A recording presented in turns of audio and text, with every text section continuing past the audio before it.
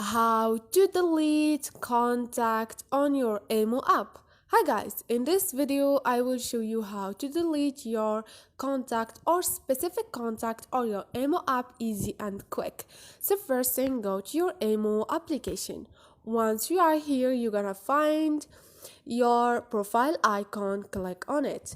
Now all you need to do is click on the last option, which is help and feedback.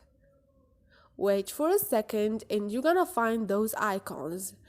Now click on contact and you're gonna find how to delete contact.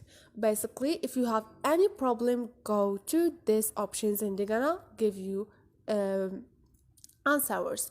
So now to delete contact, you can make it by entering their profile page, click on delete contact, delete them, and you can read what they say and follow their steps. If this is help, click on the check icon. If it's not, click on the X and you can send your feedback.